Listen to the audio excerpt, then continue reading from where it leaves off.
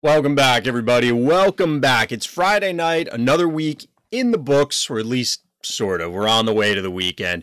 We're jumping in with some Runestrike. Why are we jumping in with Runestrike? Well, it's been a little bit since we played it, but there has been some big news in the world of Runestrike, and we're going to be talking about it tonight. So I'm very excited actually to discuss. It's Friday. Absolutely right, Luminar. I am excited. It's, we'll say it's been a challenging week. It's been a challenging week. And I've mentioned this many times before, but it feels like I've been saying that a lot as of late. And it's not just, there's just, the hits keep coming. We'll put it that way. The hits just keep coming. So, I wanted to spend some time talking about the Runestrike changes and the cards that were changed. So what I'm going to do is pull up alongside this. We're going to pull up the changes on one screen, and then I'm going to pull them up in the client. There were way too many. There were way too many that, just quantity-wise, it didn't seem feasible to try and dump them into a spreadsheet. I didn't really like the way that it looked when I was doing it that way, if that makes sense. So we're going to try and take a different tack this time, and we're just going to run through it. I just saw this morning's ranting about Evangelist deck and justification. Yeah. There were some interesting takes, we'll say. But for anybody out there who is...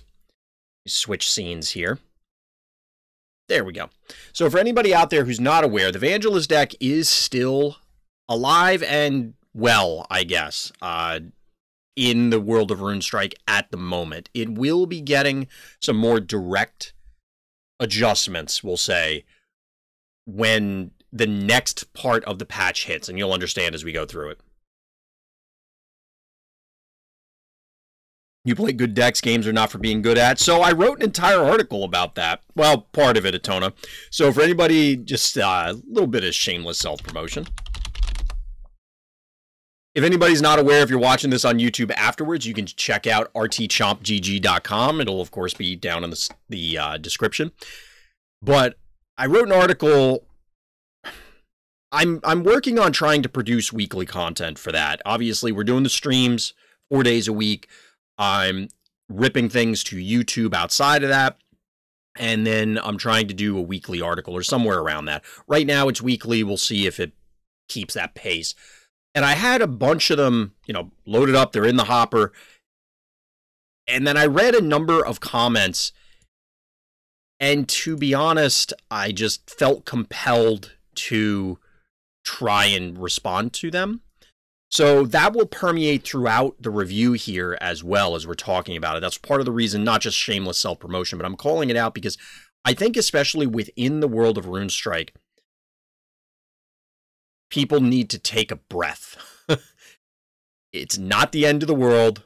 Things are not, it's not awful. We don't have to, it's not as big of a deal as people are making it out to be. And I think in general, I mentioned this on many streams before, I think overall the community is just very immature in the sense that I get, and this is not true across the board, of course, but I get the sense that this is many people's first card game or one of their first card games, and some of the lessons you just learn from experience, hence the immature comment, is just, this is the way things are and how it actually functions. The way I was talking to my wife earlier, and it's like asking someone, show me a rectangle with only two sides. It's like, if you want to choose a different polygon, go ahead. But the point is, you're asking the impossible in some of these scenarios because it's just the way that card games or reality functions. Now, there's obviously going to be some give and take and some things that you can do or can't do to a farther end or the other of the spectrum. But there are some things that that can't be done that are being requested or cannot be done within the confines that are set for the game. This is a company, after all. They need to make money. They got to keep the lights on, put the roof over their head, all the fun stuff that you usually hear, all the cliches. And the fact of the matter is that they need to produce more cards. And we've talked about it on stream before, more time that is spent on working on one thing, you know, they're a small team. The resources have to come from somewhere is the bottom line. So, with that in mind, let's take a peek at some of the changes. So you can probably see I'm getting a little washed out because got the spreadsheet over on the other screen. We're going to pull them up one by one, and we're going to talk about each of the changes. The first one up is this guy, which is something that I never even considered. This card, I don't think I ever thought about it prior to this. Now, it used to cost 6. It used to only be a 4/4. It's now a 4/6 for 5. To be perfectly honest, I think this thing is pretty solid now. Like, the body is good for 5. It has a relevant keyword, but it also has the guard drawback. And I think that's something I've been meaning to make a video about guard. Just talking about this is a penalizing keyword in this game. Hey, Sportive, what's good? I see chat still going back and forth about a number of things, so I'll bring in the chat comments as we go through as well. The new Cull the Weak, yeah, that's farther down the list, but Cull the Weak is interesting. What do I think of the new balance? Well, we're going through it right now, Sportive, so we're going to go card by card and talk about it. I really like Ancestral Hero, but the fact of the matter is that guard is such a punitive keyword that I don't know if this is worth it. I anticipate that, like, look, the body is solid and Resurrect is so strong that it's hard to see this not finding home. But I expect that this is still going to be hindered by guard. Ultimately, I could see this showing up, and I could see this. It's going to be in one of those weird places where it's either going to have enough stats to verge on being oppressive or be oppressive, or it's going to be unplayable. I don't think there's going to be very much in between. And part of the problem here is between guard and resurrect, the combination means that attack again effects are even better against this thing. Your Iron Bowls, your Ogma A3s, etc. are just going to eat this guy alive. And they don't even have to stand in front. It's just rough. Guard is weird because it's very good in specific situations. Lion is good because having a guard buys you a turn. But that's the thing. Like, Lion, the Resurrect, like, this functions as a bad Lion to some extent because the Lion comes in and protects itself. The 7-drop undead, whatever it is, can also be a bad Lion. But here, because of the attack again effects, I just think this guy's going to get pushed out. I don't think he's going to be relevant because of attack again, unless attack again somehow becomes not as important. If attack again didn't exist or guard gets reworked or something, maybe. Don't get me wrong, it's an 8/12 for 5, arguably, but it's not really because your opponent, due to the way combat works, can just whittle this guy down over time. I don't know that this guy's going to find a home. I do appreciate that he got buffed, but I'm not too excited right now. Lion also had Protect. Yeah, exactly. The Protect on Lion is exactly why it's better. If it didn't have that effect, the card would probably never see play. Or I imagine it wouldn't see play. So, aside from Ancestral Hero, let's talk about Battlemage, who also got a buff. This was previously a 4/4 for 5, and now it's a 4/5 for 5. Now, I think this is pretty relevant, or would have been more relevant pre-Sickle Stalker nerf.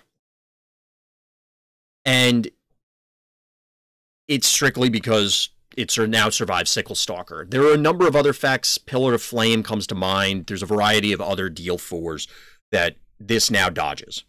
Great. Fantastic. As you can imagine why I took a pause to take a quick sip. I still don't care about this thing for the most part. You can get this ability in Sailing with anybody because of his A3. You also get a buff from the Sailing enchantment. The problem I have with this guy is he doesn't do anything when he hits the board. And the body is not sizable enough to necessarily ensure that it's going to survive things. Now, it is at a 5 cost, so it will dodge Annihilate as well as Combust. Maybe it's sizable enough to do things. this is another one where, say this strike was deal 2, it might be too good if it went beyond 2. Sailing A3 got nerfed. It definitely has, but it's still really good. Like, Sailing A3 is still good. Unless, I mean, we'll get to the other changes and review them there, but I just don't... I feel like there are more proactive things you could be doing than Battlemage for the most part. Maybe it'll be okay. I just don't think the 1 damage is all that relevant most of the time. Should I respond to the general chat? I love winning. Winning is my favorite. I think, honestly, yeah, the next time that somebody complains about it, why not? So yeah, Battlemage, I'm not excited about it. I mean, again, I'm fine with the buff. I don't think it's going to set the world on fire. I think it's fine. Next up is Carrion Creeper. So this is another one that got a stat buff. It went from a 4 attack to a 5 attack. I don't think you were ever playing this for the attack. I think you were playing it because it had consume, either because you wanted the consume effect for, you know, the blood generation, potentially getting a zombie, or just because you want to consume. 2 damage might be OP for Battlemage. I agree, Sportive, I agree. That's why I think it's just in this weird place where 1 is not enough, but 2 is potentially oppressive. I just don't really like it. But for Carrion Creeper, it's in the same position. I don't think that this really is going to make a significant difference to it. I think you're playing it for the text box, not the stat line, most of the time. And with that being the case, unless this becomes an overstated threat, which at 3 health, it's still too fragile for me to care. I don't think that I care that much about this. And again, I didn't say this at the beginning, but within the context of trying to hit super high striker rank or playing competitively, that's kind of the mindset we're coming from. Obviously, things could change as people develop decks, build out things, but here, not too concerned. Just checking chat real quick to see what's going on. Yeah, it's a little weird, Atona. It's a little weird. All right, so next one up, let's talk about Cave Spider. So this one, compared to the other one, so Ancestral Hero now costs 5, Battlemage still costs 5, Carrion Creeper maintained its cost of 4. I feel more positive about this one. It just feels like a solid body. I don't think this is now suddenly playable in, like, you're not super excited to run this, but it's a sizable enough body on the curve. I'd have to see exactly what the breakdown of the stats are. Again, this now survives Sickle Stalker, which, although Sickle Stalker was nerfed, is relevant in the grand scheme of things. The card is still playable. It still gets nailed by things such as Nightmare, but you do avoid more things that mean you can actually get value out of the spider. The Suffer, to be honest, this is probably just a blank text box 90% of scenarios, because who the hell's going to block this thing? Like, who blocks in Runestrike full stop? Like, at all. Maybe the guard dude from earlier. You know, you're going to play it in an off lane and give him Suffer. Great. Now you've effectively dealt 6. It's really just an efficient minion, and the question is, do you want a 4/5 for 4? I like the stat line, but I don't know if it's setting the world on fire. Now, notably, it is a beast, so all you beast players out there and other people who like to play tribal decks like me, you can rejoice with that. So now that you have an improved beast, maybe it just helps fill out the curve where you might have been missing gaps. But I imagine you maybe were already running Raptor. If it's relevant that this is nature instead of neutral, maybe this will play in down the line. For now, it's fine. Like, it's okay. Next up is actually one that I think we're going to have to spend some time on, and I can't type because I'm typing with one hand. And that's this guy, because oh boy is he different. 4/5 for 4 was the gold standard Yeti in early Hearthstone. Yes, exactly. And I think that's part of what is playing into my mind, Luminar. Like, from playing a lot of card games, there are stat lines where they kind of, I don't want to say nostalgia, but they do recall memories from other games, and it influences like, oh yeah, that was really good in this game. And then, you know, maybe that'll be a thing now. But I don't think this is the case here. Blocking Runestrike typically is a last hope move. Absolutely. When you're blocking Runestrike, for the most part, it's, okay, I know that I am surviving. Like, there's no way that they can interact with this because, you know, I'm blocking with my Nemean Lion that's coming down with Protect, and you're not doing anything to it short of just nuking it, so I'm fine. There's those blocks. Then there's, I'm about to die, I have to block. Then there's, I'm blocking, like, I'm making a bad play. Otherwise, like, you're not blocking. It's just not effective for the most part.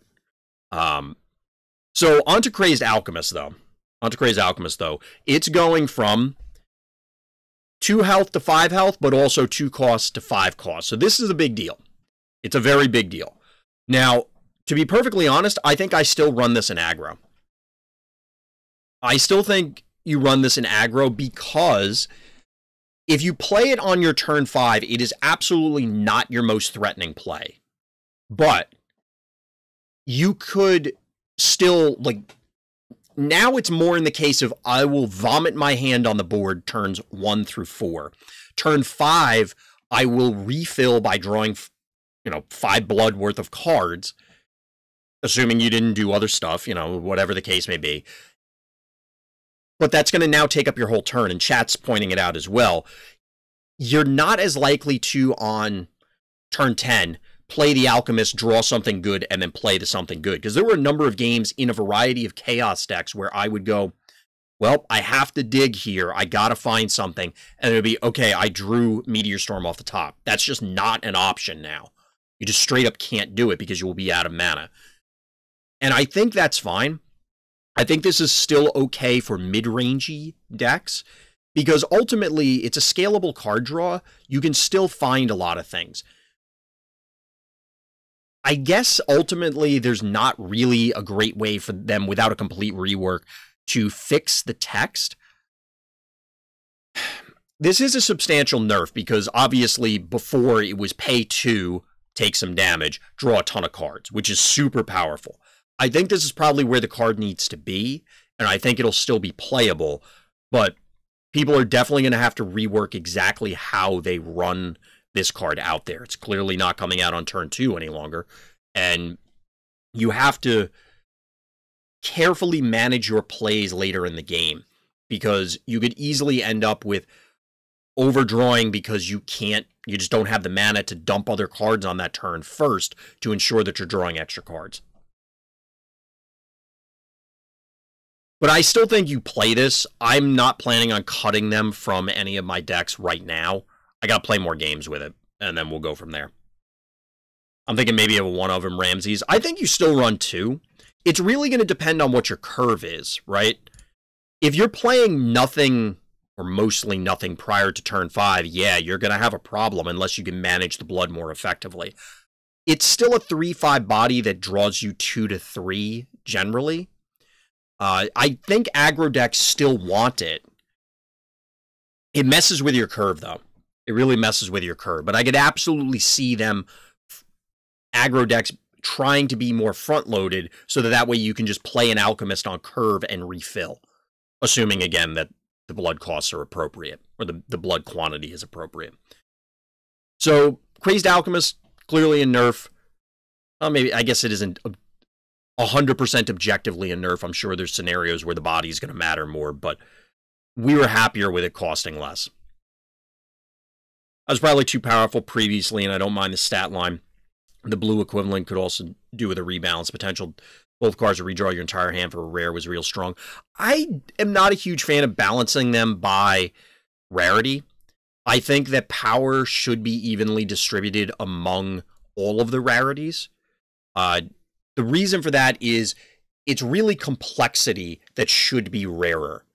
And that's not necessarily a great thing for the developers or the company producing the game because, as anybody can figure this out, if you make the good cards rarer, you got to buy more packs to get them. But I think for the players, the rarity should mostly be irrelevant. It's really, in other games, typically for limited, again, to try and keep certain effects so that they're not commonly showing up at draft tables, but also so that you don't have somebody who just started the game and it's every card is a wall of text and you have no idea what's going on. or it's just really confusing. Put those at the legendary status, not necessarily the power cards. But, like I was saying, there is some tension there on which things should go in which rarity. I would have been fine with like, I don't think it's a compelling argument to say that Alchemist was too powerful to be a rare. Now, I have said similar things in the past with legendaries, strictly because legendaries are a one-of in the deck. So you only get that effect once. Since there's no difference between a rare and a common, or an epic for that matter, with regard to quantity in the deck, to me, it has less influence on the scenario, is the way I look at it. But and I know everybody has their own opinions on it, but I'd be fine with the old Alchemist if that were the only argument to change it. I don't think that is. Like, I understand this change, so this is fine. All right, let's move on from the Alchemist. We actually have... All right, so next one up is Cupid. Before we do that... Oh, okay. I was just checking chat to see if there's something else coming up. Make sure I didn't miss anything. So next up is Cupid. So I'll be honest, I don't think I've ever looked at Cupid except for the one time I distinctly remember on stream we got it off of like a Celestial Palace or something. It used to be a 1/7 for 4 with the same text. So now it's a 3/6 for 4. Still flight, still veil, and while in play, minions can't be corrupted. I can't even begin to care about this card. Never seen anyone play Cupid? Yep. Exactly. I don't like this sort of hoser effect in general. Now, you could make an argument that corruption needs to change. That's a whole other discussion. But let's assume for the moment, and I'm not saying this is the case, but let's assume for the moment that corruption is broken. Not broken in the card gaming sense that it's super overpowered, although that could be part of this, but broken as in it just doesn't work well for the game. Like, we don't want it in the game because reasons. Let's assume that's true. The answer is not to have, and chat's pointing this out, have binary sideboard cards like this where it's, oh, you're playing a corruption deck? You lose. That's not a good answer. Like I don't like that sort of strategy. It's fine to have things that are better or worse against certain things. You include certain cards to shore it up, but it shouldn't be, hey, I turn your whole deck off.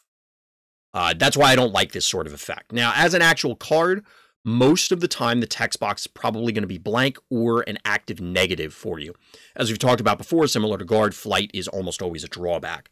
So this is a mediocre flyer with an ability that's only going to come into play against a handful of champions, and on top of that, it may not even matter against those champions depending on what the circumstances are.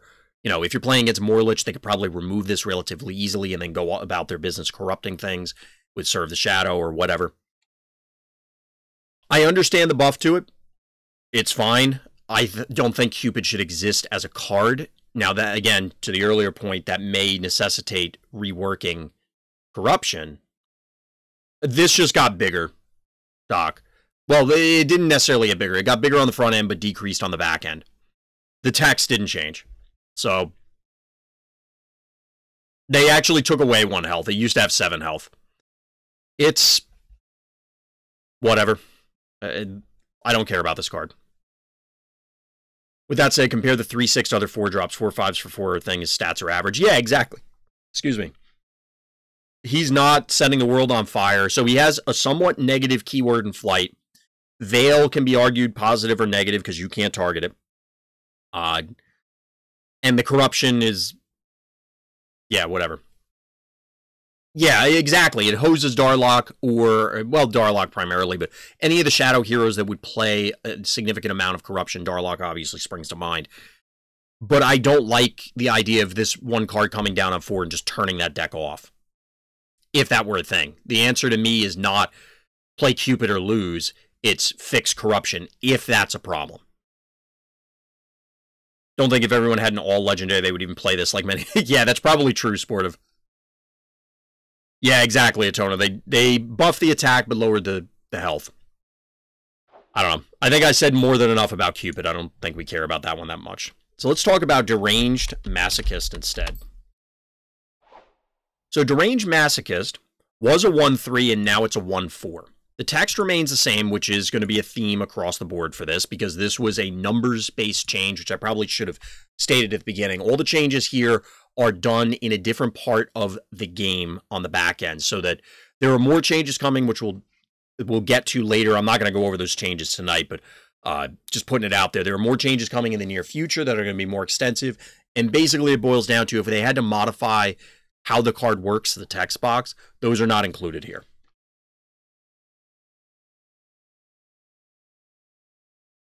It turns corruption off, so you actually only play it after they cast corruption. True, Doc. You can do that, but it's just, I don't like, yeah, we already talked about that. Well, not that specific part. We already talked about Cupid. Deranged Masochist is what we're talking about. So Deranged Masochist, I kind of like this card. It's still pretty bad. I kind of like it simply because now it doesn't immediately die to a backstab. So you can keep it alive, because I see chat saying that he'll eventually off himself, which is true. But here's the thing. When you're talking about aggro creatures like this, it's the philosophy of fire. How much damage do you realistically expect to get out of your 2-drop? Assuming that, let's say this guy didn't, he was a totally different card. Pick any 2-drop. How much damage do you expect to get out of that card? And that's what you need to compare to this, because ultimately, you don't care.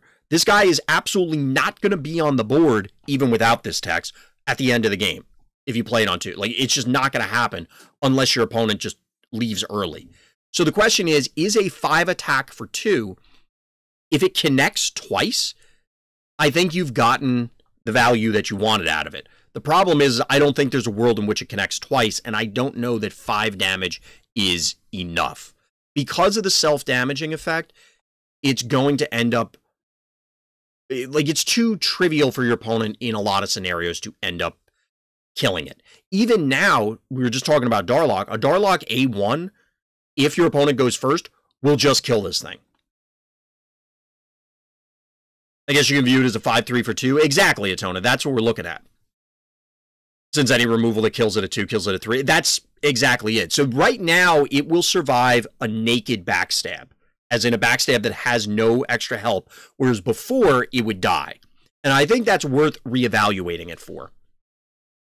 Just because if you play it, say, out of Ogma, you can hypothetically continue to buff this thing, and while, yes, it will slowly, bleed itself out, it doesn't necessarily mean that it will. There is the potential that you can get this thing going. Is that going to happen? Probably not. But it does improve the general pool of 4-drops. So I think this is worth taking a look at again. I'd have to actually have a list pulled up to try and assess, okay, is this better than Blade Dancer versus hypothetical other 2-drop? Because at a certain point, you can't squeeze that many in. We'll have to see.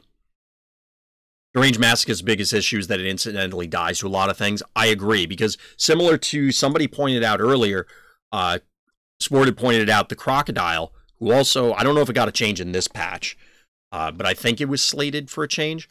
The Crocodile similarly just ends up dying accidentally a lot of times, where you just go, oops, I croaked.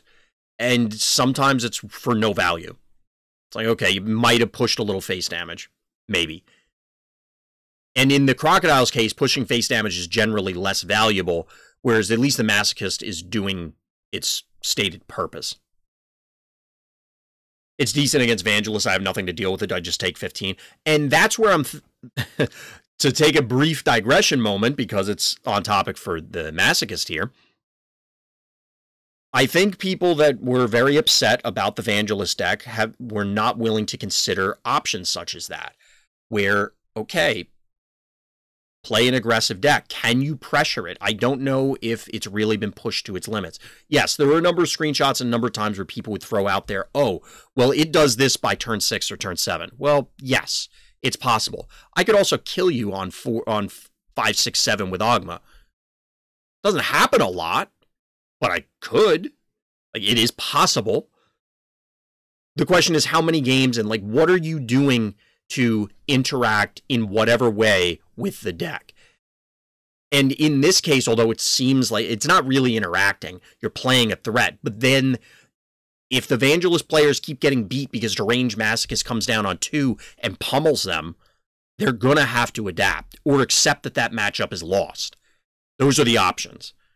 So if they have to adapt, that then shaves points off of other matchups, either because they can't end the game as quickly, they're not as consistent of a combo, or whatever the case may be. So therefore, the meta continues evolving. And that's how card games work. And then a card game was born. But enough words about Deranged Masochist. This coffee's cold. Gross. So let's talk about the Sentinel here, which I actually apparently don't have any copies of. So the Sentinel was previously a 2/8. It's now a 3/8. This card needs at least 5 attack before I think I care about it. In all seriousness. I don't know if 5 attack is healthy, but I think it needs at least 5 attack or a totally rewritten text box before I care about it. The reason for that, or I guess maybe if you made the health like 12. It's now a 3/8 and still not playable. I agree. Guard is a negative. Guard is bad. It can also block minions with stealth. Now, I will call this out. There, in addition to the Evangelist deck, a number of people have been complaining about the Krampus builds, which have been running around for a while, but suddenly people are now hyper-focused on the improved Furies, which is not stealth, but also Nightshade, which is stealth. And this can block stealth, and it comes down on time. I don't think this is really an answer, but, you know, because in the Nightshade example, because I see Atona asking how many stealth creatures does it kill in one swing, it doesn't interact with them, though. But I assume the question is really how many stealth creatures one-shot this, and a buffed Nightshade will not kill this, because it's a 7/7. It will need help. Now, granted, the turn that... So they would probably go Nightshade, buff, pass. You play Drakkina Sentinel. Then they have a turn, they could do something, or have another minion on the board for all it matters, and this thing dies. At 4/10, it might be playable? Possibly. Possibly. I still don't think it... I think Guard is too much of a drawback, especially on a minion that has flight. Because this... It's just going to punch face. So all your... Imagine if this card said gain 8 life. That's all it is. Gain 8 life. Now, in the Nightshade example, it's gain 14 to 28 life, which is way better. Obviously, your opponent's going to do something else. But it could be gain 4. But if it's just soaking 8 damage and dealing 3, like, who cares? This thing needs to not have flight, or have the Griffin text, something. Let it interact with the board. This is not good enough. Even in a dragon deck, I would never consider this. Just, no. I see no reason to play this thing. So we'll leave the Sentinel alone. We don't want to beat up on it too much. So let's talk about something else. Let's talk about Dryad. So Dryad got a buff. There's a bunch of buffs. There's a bunch of buffs. So Dryad went from a 3-cost 2/3 to a 3-cost 2/5. Now, at 2/3, 100% unplayable. What about the art? Is the art A tier? On the dragon, it's pretty cool art. I like it. Dryad. So, at 3 health, unplayable. It will not survive anything. Now, to be honest, I don't know if it survives anything at 5 health in combat, because again, we've talked about this, that who blocks? Well, you'd have to block with this, but what are you blocking that is not going to get buffed? Because your opponent's going to see this coming, or they're not going to have like some subsequent way to just straight up remove it or do other things. The good news is that it heals because of the counter, but without a way to make this activate, I don't know. The problem is if you make this have much more health, say it was a 2/7, that might be problematic because you may never remove it. And then once it hits a certain threshold where, say, only Combust can kill it, that thing is never leaving the board. Like we've seen, Emrys boards, where the minions are just absolutely enormous. And thank God this thing isn't light or nature, but I just don't see this. Tried this card and managed to make him a 4/5. I mean, that's kind of what it's going to come down to. You're probably going to get one activation. You know, you might block something, it lives, and then your opponent plays a Ferocity guy the next turn and kills it. That's what I imagine happening. Or your opponent just doesn't play anything in that lane. It's like, okay, you got a 4-attack dude, which is a little above curve for a 3-drop. Now, notably, it is a Fae. So if we can get it off of other cards, not Earl King. I forget the name of the... Is it Earl King? No, it's the Pixie Queen, right? Generates Fae. One of the two gives you a Fae and makes it bigger. So that is now, say, a 4/7, because I think it gets +2/+2. So that now it's like we're cooking with gas. The problem is that you have to hit that one in whatever. But there could be other tribal synergies. This is something to keep an eye on where it's not good on its own, but it could become bonkers if the appropriate support is there. You just jump through hoops to make a 3-drop and par with a vanilla 4-drop instead of playing a good ability on 3. I agree, Atona. And Luminar's confirming it's Pixie Queen. Does counter work if it doesn't take damage? I would say yes, but I don't know for sure, Atona. But you can't play Fun Police with any of the Myth champions, as far as I know. Oh, it doesn't work, Sportive. Okay, that's interesting. So it has to actually take damage. That's even worse. Wait, you do get it? So you're saying if you protected Ethereal Netted or something, it will work? Huh. I wonder, I mean, maybe both of those are true and there's something weird about protected that does it? I don't know. I mean, that is something to keep in mind if you could make, and I mean, Vangelis again, you could engineer one of those scenarios. Without help, I don't know if that's necessarily great. Like, wouldn't you rather protect a Siren or something? But I don't know. Define doesn't take damage and take 0 damage. Exactly, Luminar. Every game seems to do it differently. But I don't know. Dryad overall, the problem is this is one of those cards, just to mention one other thing. If they buff it too much, then getting it off of Pixie Queen would be absolutely insane. And that's the risk with some of these cards, is that it's not just this card on its own, it's drawing that card off of other, whether it's Conjure Effect, a random generation, or something else down the line. Maybe they print a card that gives you Dryads, and if they're buffed too far, that's a problem. So, there are concerns there. Alright, so next up is good old Feral Beast, who I've actually played a lot of over my Runestrike career. So, Feral Beast, I actually didn't hate as a budget option. It's not good, but here's the key thing, and something that I think is lost on a lot of people when they talk about aggro in Runestrike. So, aggro doesn't exist in Runestrike. Like, it just doesn't. It may now, thanks to the changes, but really the only thing we saw was the Zekon Krampus deck, which recently reared its head, certain versions of Ogma, but realistically, for the entire time that I've been playing Runestrike, combo and control, arguably some mid-range variants, have been dominating everything. And I just disagree with anybody who says that, yeah, aggro was truly viable. Because the decks that typically people are associating with aggro, most Ogma builds, for example, are not aggro. They're a burn deck, or a mid-range, or realistically, a control deck that just happens to have a bunch of blitz stuff. Just because you pack a bunch of blitz cards in your deck doesn't make you aggro.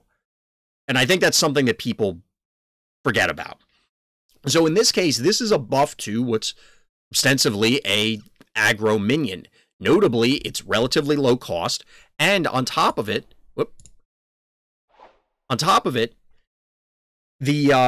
the attack is higher than the cost, which is relatively rare among low-cost minions. Now, there are some that we're going to talk about, but it's not common for this to happen. Is this guy gonna set the world on fire? Probably not.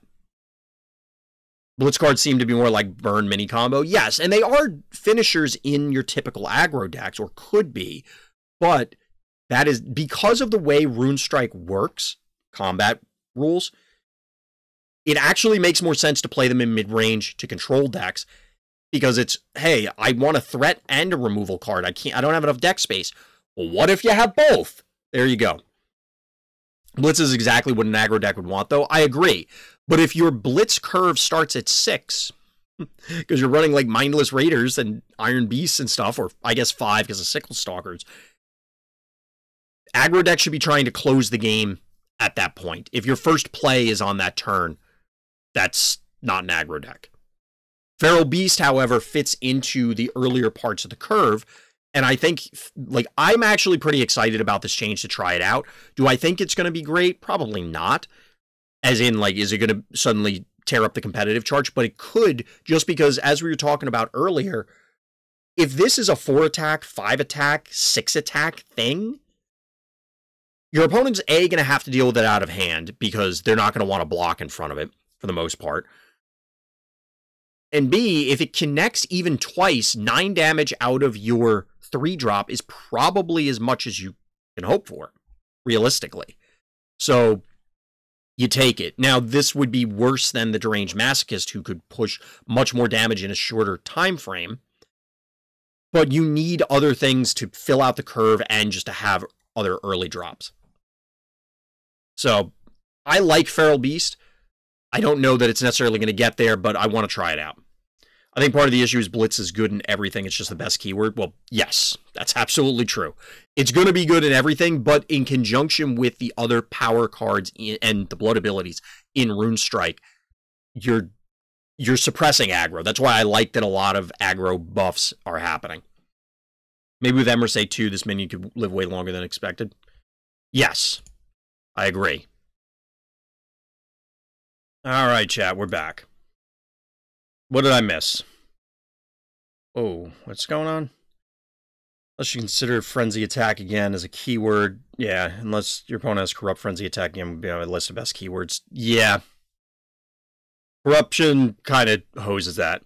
You had to rank Blueberry Pie on the food tier list. What tier would you put it in? I'm thinking S, but I could see arguments it's actually just A tier. I don't like pie. I don't like pie. Like, I just don't like pie and cake. But we can get to that ranking system. So as a spoiler, I do want to do some tier maker lists for Runestrike specifically, but we could always do some fun stuff too. There's some silly stuff we could do as well. So Luminar, I see what you just posted in Discord. So it buffs while protected. Interesting. No pie unfollowed. I just don't like sweet stuff. Yeah, I don't like cake. I just don't. Like, I'm not a big fan of cookies. I don't like cake. I don't like pie. I don't even really like ice cream. Like, I just don't. There are some that I'll eat. I know we're getting way off topic here, but I like butter cookies. That's about it. I haven't had it in years, but like coconut custard pie. I don't think I've ever eaten a cake and actually enjoyed it in my entire life of any kind. The only ice cream that I'll eat is vanilla ice cream. I really do like Italian ices, though. Like, that's about it. What if it's a savory pie, like shepherd's pie? Honestly, I don't know if I've had shepherd's pie in my life. Most of the ones have been, like, the traditional, your apple pie, blueberry pie, that sort of stuff, and chicken pot pie. I don't really like chicken pot pie. Now, granted, the ones that I had were not good.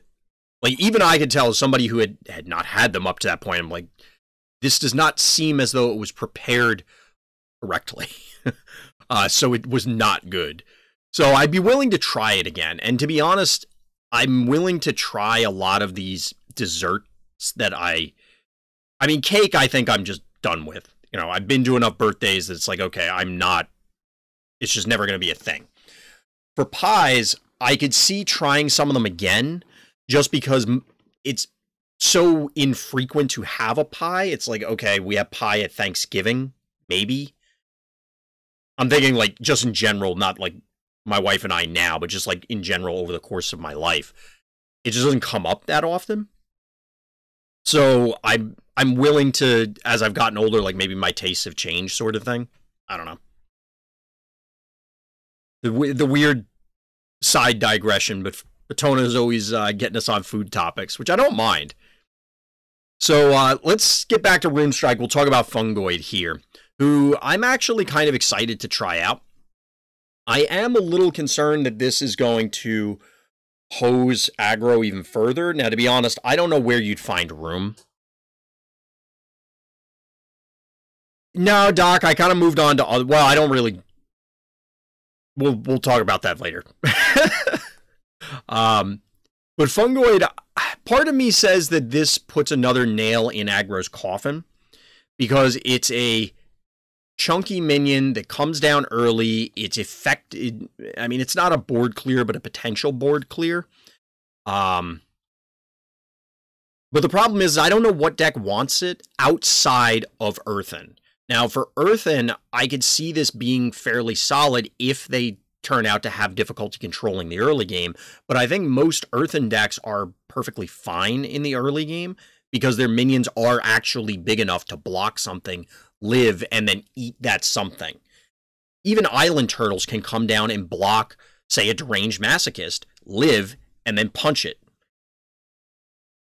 This one hose aggro because there are better cards to play, and that's exactly where I'm going, Atona. I don't know what this displaces in an existing deck that would cause it to then oppress aggro. I think aggro's already getting beaten down by a number of things. So I think this is fine. It's just that it's a body attached to something that's a potential board clear. That's very early in the game. Now, granted, Plague Swarm doesn't see play for the most part. So is this going to? Because of that? Probably not, but it is a Plague Swarm on a stick. Sort of. It doesn't have the minus attack, but you get the idea. The healing your minions is virtually irrelevant. I expect this would show up if Earthen, specifically an Earthen deck, because you want another playable Earthen. Masochist into Fungoid, though, there has to be a better 3-drop if you're playing an aggressive deck. There has to be. Play Feral, the Feral Beast. Now Works gets rid, well, it gets rid of a drawback, and that assumes that this thing dies before the Masochist. Like, I think you're asking for a lot of things to come together, although I'm sure this is more, we're being memey about it. I like Fungoid. I think this might be okay.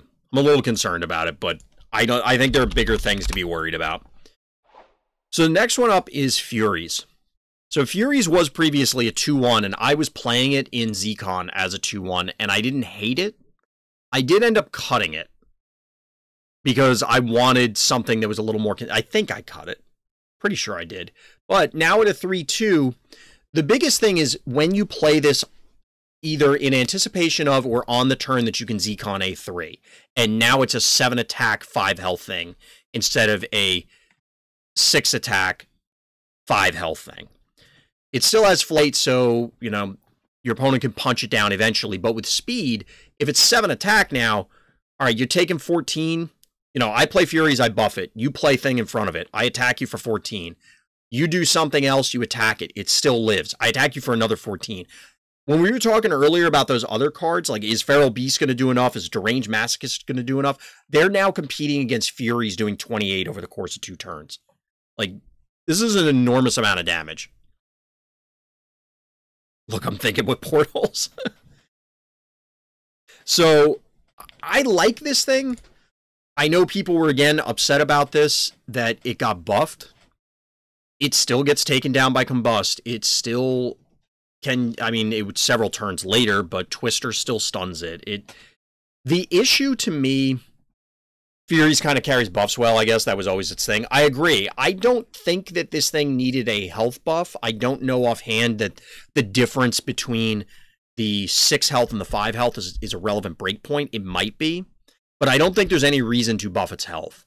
Buffing the attack is fine, because again, as chat pointed out, you want to put buffs on it, so now I have an excuse. Since we have buffs that buff its health, aka Zcon A3, I think it's dangerous to natively, naturally buff its health. So, I think there is something also nice that it's a 3 cost, it has 3 attack now, and there are 3 Furies on the card. Like, it kind of ties it together, just pointing that out real quick. But I think that the issue is Zcon's A3. Dice removal, absolutely unplayable.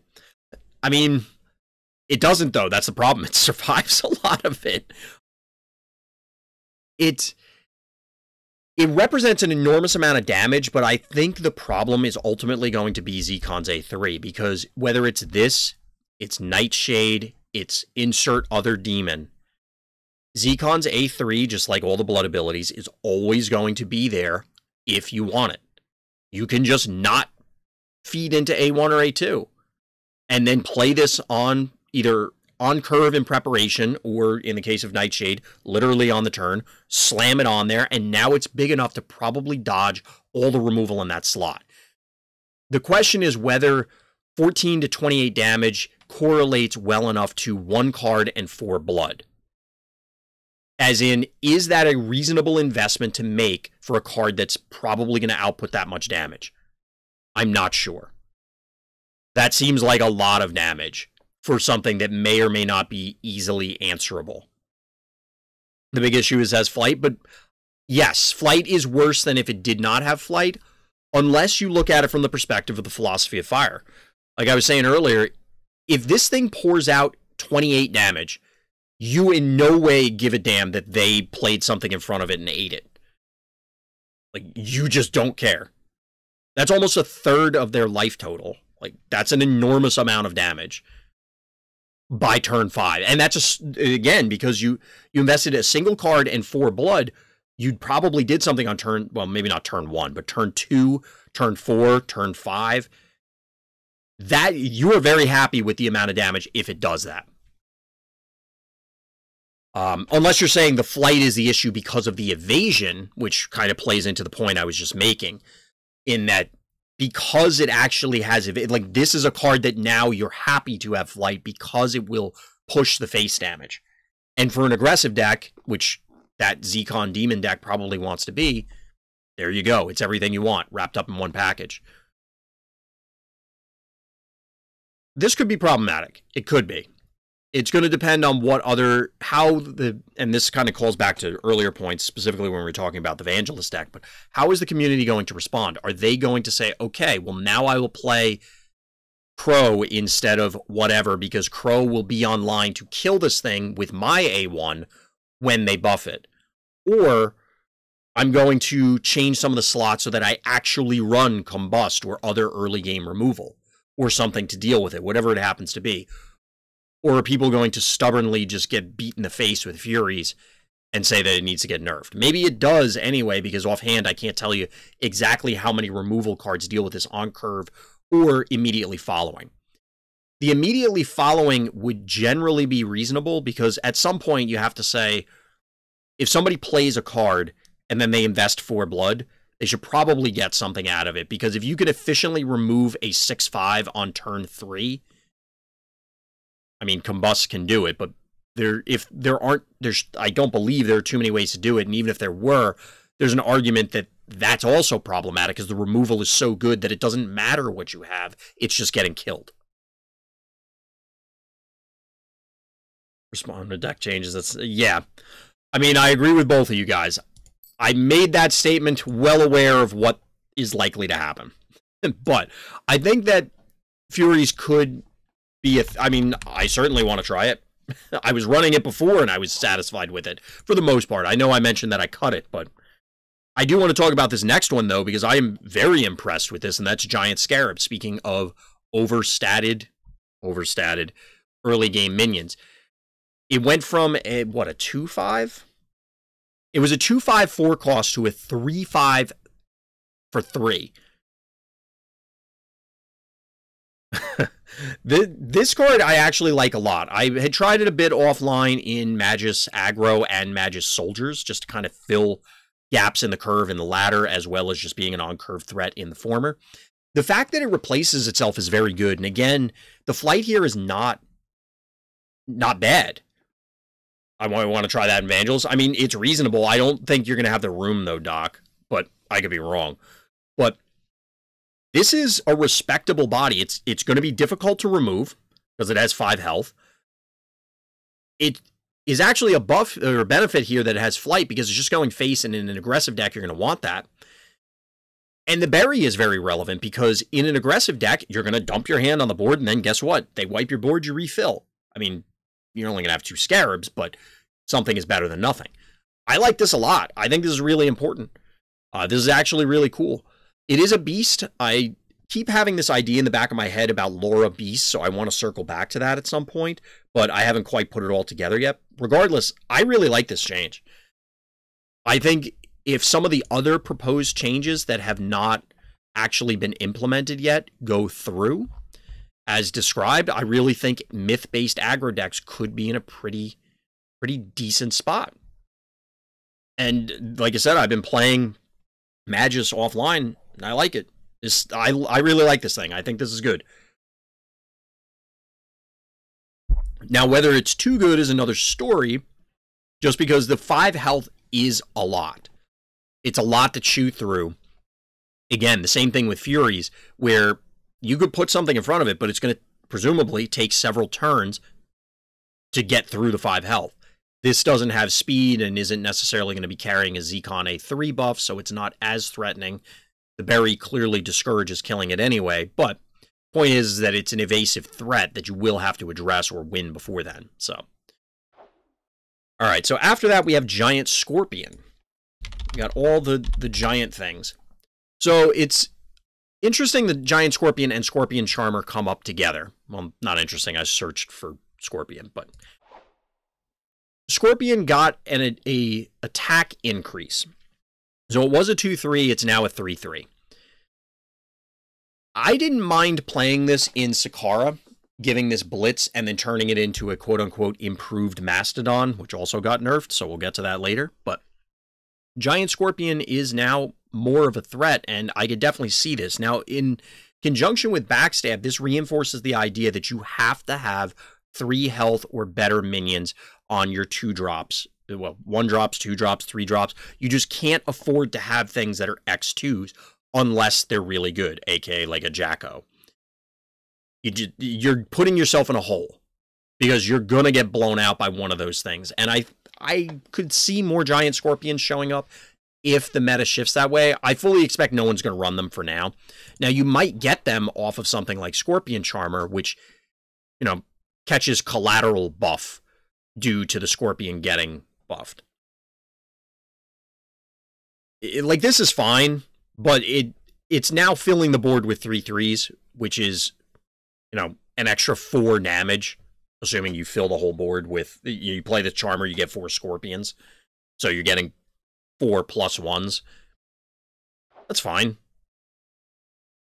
I don't know that I'm necessarily going to run out and play it, but it's fine. So next up is Guild Thief. What do we got for Guild Thief? So Guild Thief got an attack buff. It went from a 2/2 to a 3/2. And this is fine, I guess. So that Zekon deck that we were talking about, clearly this doesn't benefit from any of the demon synergy, but a shadow-based aggro deck, this is similar to Feral Beast. Now we have attack greater than cost. Additionally, because it has stealth, it's not just gonna die to Backstab. It could die to the Giant Scorpion, but it's not gonna die to Backstab because they can't target it. The drawback here is that it doesn't have a big enough butt in order to survive the counterpunch. So your opponent will probably just eat the 3, block it, and then kill it. Which 3 damage, solely 3 damage from your 2-drop is not getting it done in this game. It's just not good enough. Because it, of course, will leave behind whatever punched it. So I think this is good, but I don't know that it's enough unless whatever the shadow-based aggro deck really wants to push the envelope. Now, we haven't really talked about the rogue deck in a while. Not rogue deck as in, you know, something unexpected, but the actual rogue tribal deck. And of course, this can help there. I don't really remember that there were slots that you wanted this, but you can take a better look at it because, you know, it has a more relevant attack. But I agree with Chad. Still don't care about this card. For the most part, yeah. For the most part, yeah. It doesn't matter. I don't think. So next up is the Harbinger of Decree. So what did this get? This went from a 3/5 to a 4/5. Still kind of an abysmal stat line for a 5-drop. Protected is relevant. Notably, you can also get this off of a number of effects, such as the light construct, the temple of whatever, the thing that generates priests. There are a number of priest-centric decks. Well, maybe not a number, but there are some priest-centric decks that are running around that could want this. I don't know. I've seen some people main deck it. It's obnoxious when it comes down because, of course, protected is a powerful keyword. I don't know that the 4/5 matters all that much, as in, yes, it is a buff. Yes, I would prefer to be doing more damage to my opponent than less. But if I was playing this card, I'm playing it for the card text, not for the body. And I don't think I was skipping it because of the body for the most part. That might not be true in all cases, obviously, but I think if you were running this before, you're absolutely running it still, clearly. If you weren't running it before, I don't know that this is going to push you to run it. Which, there's an argument to be made that those sort of changes are valuable then, because, well, why would you not run it? You know, like, that means that you can buff it and it's safe. You know, you're not breaking things. So the next up is Hedge Witch. What did this get? This got an extra health.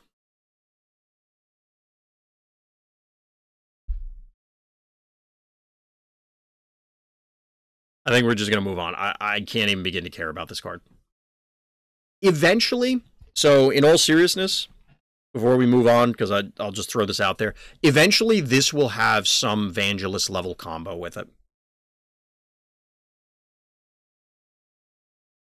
Like, there will be something, and the reason I say that is it's whenever you play a spell. So there's no cap on how many spells you could play. So I don't know how Runestrike would handle this, but let's say you had Vangelist combo and Emerus. Well, it would be Laura probably, but point taken.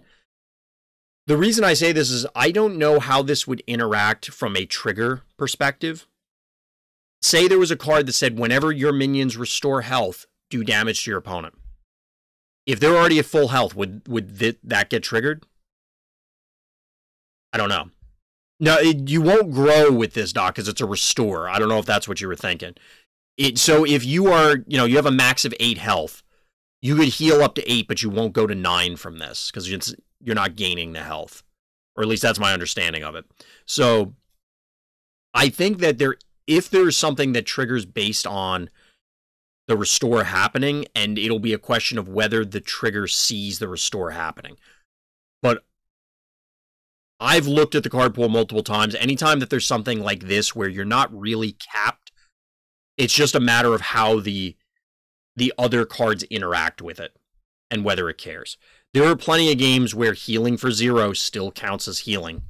You know, if you do an effect that heals for 0, it counts as a heal. And then you can trigger things off of it. It's a combo card, just doesn't have a home at the moment. Exactly. Exactly. Next up is Hex Master. So Hex Master went from a 1/2 to a 1/4. So this guy is twice as sturdy as he was before. I do like the idea of Blood Disruption. I just don't think this guy's very good because of Rally. If this was a Recover, maybe. And I don't know that it would necessarily be overpowered as a Recover. You're investing a card and a blood to remove one blood from your opponent, and they can play one card. So you basically break even if it dies immediately. If it doesn't die immediately, it'll depend on how much stuff they invest to do it. I don't know. Like, I like the idea. I just don't know that I care about this thing. Now, it will be sturdier because for obviously the health, but you could also, if you played in Dawn or any other deck where it could get a buff to the health, this thing could sit on the board for a while. But punishing your opponent is never as good as benefiting yourself. Well, maybe not never, but it's generally better to give yourself blood than take blood from your opponent. Draw more cards than make your opponent discard. That sort of thing. I guess the only one where it doesn't really work is life gain versus damage, but you get the idea. That's just a general, guideline for card games, because it may not necessarily be valuable for you to deprive your opponent of blood in a given matchup. It's doing something, but it may not be all that relevant as compared to if you were gaining blood, you can build your deck so that you can always utilize the blood gain. So I think I missed some comments. Emerse 2 would increase that cap for the restore, though. That's true. Tried him before buff and never lived 2 turns. Yeah. 4 HP helps put it out of range of Mastodon and Giant Scorpion. Absolutely. I just don't know, like I said, the actual text, the reason you're running this guy, nobody's running him for the 1/4 for 2 body, right? And obviously you don't want to be losing your own blood for no reason right now. I don't know. It's interesting because all the complaints about, just like we were talking about earlier, trying to find answers to save Angelus or other things. I don't think this does enough to disrupt those decks, but it is disruption. So it's, if those sort of decks rear their head, you got to at least consider Hex Master, right? So next up is Hired Steel. I don't know why this card got buffed. I thought it was really good at 3/4. But I'm not going to turn down it being a 4/4. I distinctly recall people claiming that Hoplite was better, and I don't know what planet they're on. But Hired Steel was good before, it's good now. It's even better now. So, I mean, that's it. There's really nothing here to highlight. I mean, yes, you probably played in Magus Soldiers so that way you can draw on, like on turn 2, you'll be able to use your A1 to make sure you're not really suffering a penalty, and then you put a 4/4 on the board. Like, this is, when we were talking about comparing just general stats, this is, yeah. It went from playable to playable, yeah. It went from playable to slightly more playable. That's about all it boils down to. I really like this guy. So after that, because there's, like I said, there's not much to say about Hired Steel. We got a nerf to Jacko. I think this is the first nerf that we've seen in this list. So he went from a 4/2 to a 3/2. I'll be honest, I don't think Jacko needed a nerf. I'm fine with this. It really just comes down to, and this goes for all of them, be the broken record. What is the expected value from a 3-drop damage-wise?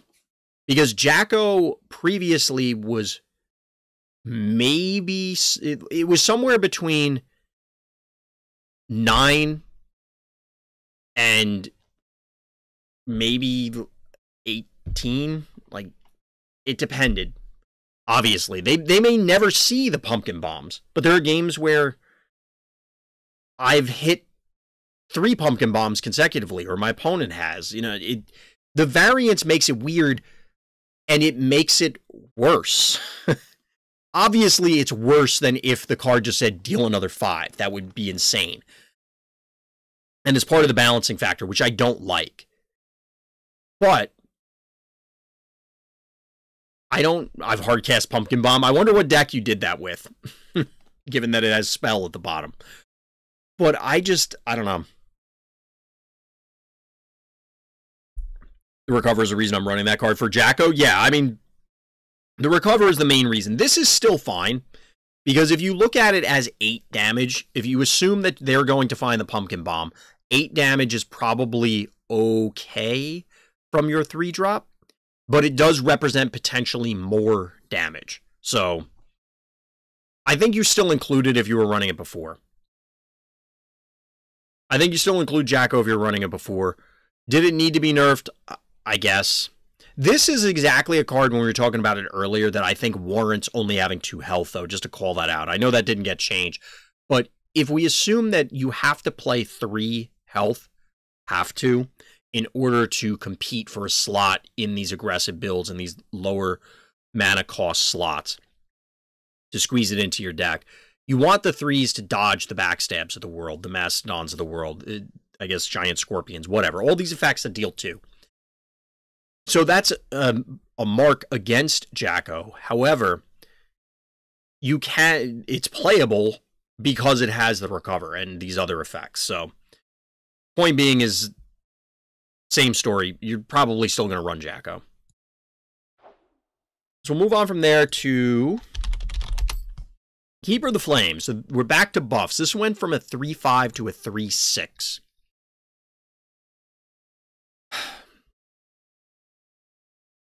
I don't know what it survives. And this is the same question with Furies. What is the difference between 5 and 6? Like, what that break point, what does that mean as far as I now survive this group of things that I would have died to before? Granted, we're talking about combat, potentially combat and a card, but the problem is if it's combat and a card, this probably still just dies. I'm sure there are things that it will now survive that it wouldn't have before, but odds are it just croaks. Obviously helps it. There is allegedly a counter change that is going to happen at some point. When that happens, we'll probably need to reassess these. It also is a priest, so it again will be coming off of any of those priest generating cards. So now you have buffed versions of it. I mean, I liked this card before. I didn't have a problem with it. I just don't know that it is similar to what we were talking about earlier. If you weren't running it before, I don't know that this entices you to. And if you were, you're obviously still running it. So, seems fine. After that, though, this was actually a card that I saw that was complained about in Discord post-buff. Now, I had the same thought about what was being complained about. Try this in Sakara, because it has a frenzy, and it does something. I don't know why, I just don't like this.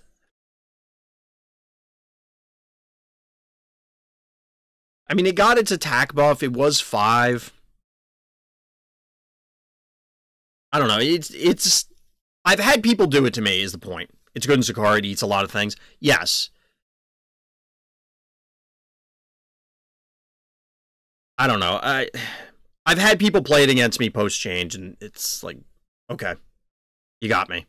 It's just another arbitrary big thing. Since I misread it, and it does have attack again, alright, I'll give it that. But it's only good if you can give it Blitz. Absolutely. I mean, was anybody considering it if it didn't have Blitz?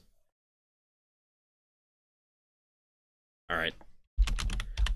I guess the final take on is, yeah, it's fine, it's Sakara.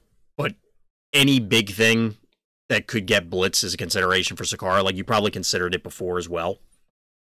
It's only being played in Sakara, essentially. Yeah, absolutely. Yeah, I feel like you would have considered it in Sakara before. Where I was going with it about people complaining about it is I don't think that it's broken now where it wasn't before. Maybe that 6 breakpoint is, like, that's where it matters. Because you can get through so many more things. I don't know. I feel like you would have killed most things with 5 that you're going to kill with 6. And the things that you can't kill with, well, that you weren't going to kill with 5, you're probably not killing with 6 either. I don't know. Next up is Lavamancer. So Lavamancer, I think, just got an attack buff. Yeah, I got an attack buff, which I think is good. Because previously, this card was 100% unplayable. I saw a lot of people playing it, and I don't have the foggiest idea why they were. I would argue the complaint isn't about the card, it's the card's ability. Well, if that's absolutely true. I mean, I could go on again about blood abilities, which probably will later on in the stream, but blood abilities are similar to the Zcon issue. They're forever going to be, you can't... Alright, we'll take a moment before we talk about Lavamancer, because I don't know if there's much to say about this. I have a few things, but you take Sakaar's A1. Now you can't ever print cards in order, myth, or neutral that want Blitz. Or if you do, you better be damn sure that they're not super oppressive when they have Blitz, because they will. I mean, I've said many times that the basic... There might be 2 blood abilities that I don't think need to be nerfed. And when I say nerfed, I think most of them should probably be in the 5 to 6 blood cost range. And I'm not exaggerating. I really do. I think, and maybe move the ones that are currently at 6 up even higher. That's going to do weird things. Absolutely. But I think that a lot of cards need to be... Well, you have to assume that the blood... This is another article and another long rant that we can do later. Maybe we'll do it so that I can record it and put it up as a separate video. But you need to consider cards in their optimal state and optimal build, because that's the only time they should get played. That's just it. If the card is optimal in build 1 and it's mediocre in build 2, well, why the hell would you ever play build 2? Unless that thing is doing something else bonkers and that just happens to be, you know, decent enough to include in the list. But you balance it around where it's going to be best, not where it's mediocre or bad. But to get back to Lavamancer, I like this change. I still think this card is terrible. I don't think I've ever seen it go off. I take that back. I might have seen it go off once.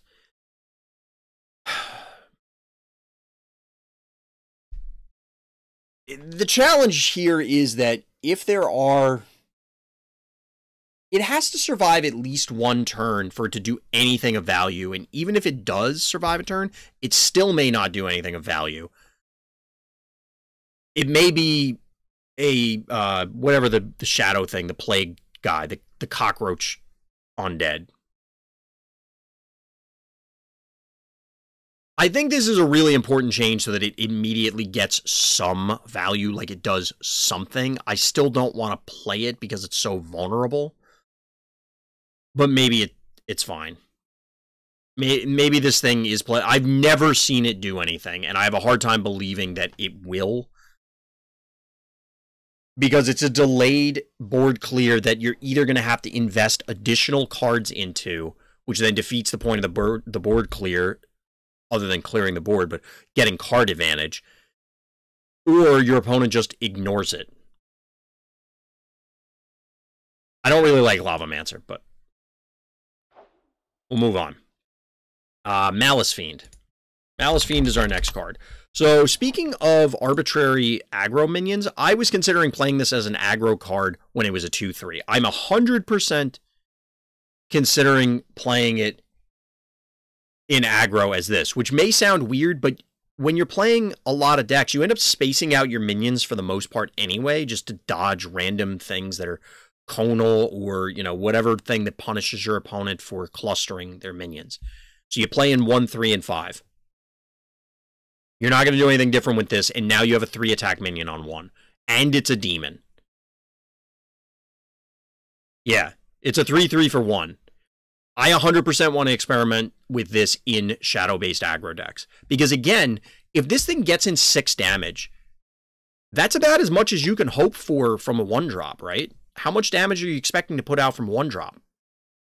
And it's likely to end up dead, or your other minions end up dead, so therefore the berry basically will... The berry will almost never matter.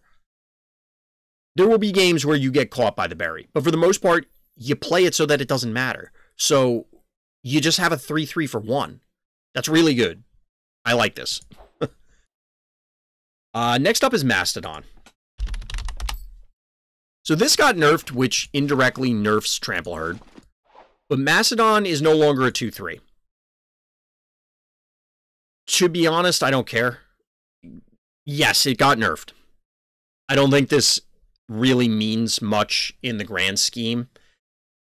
It now dies Scorpion Charmer, or Giant Scorpion. It dies to Backstab, which is relevant, but you're getting other things to fill out the curve.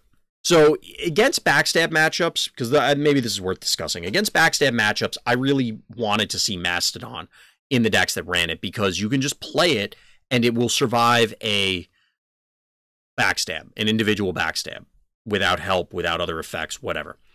Now you have to invest, say, in Ogma A1 or other buffs in order to ensure that the Mastodon lives. Otherwise, you're typically just playing it for blitz. Personally, I think that this is fine for a number of reasons. One, you care about the blitz most. Two, I think neutral cards, this probably should be, if it was a 2-3 for 4, I think that's where Mastodon should be with blitz. The neutral cards should inherently be worse than the realm cards. I could go into the reasons why. People have probably heard me say it a million times, but that's just a fact. They should be worse. You should not have better neutral cards than the ones you have to actively go into a realm for. So, Mastodon getting nerfed, sure. And like I said, it indirectly nerfs Trample Herd, but whatever. Next up is Mercenary. Helps if I can spell. Mercenary. So Mercenary is, or has, received a +1 attack buff. I actually kind of like this thing.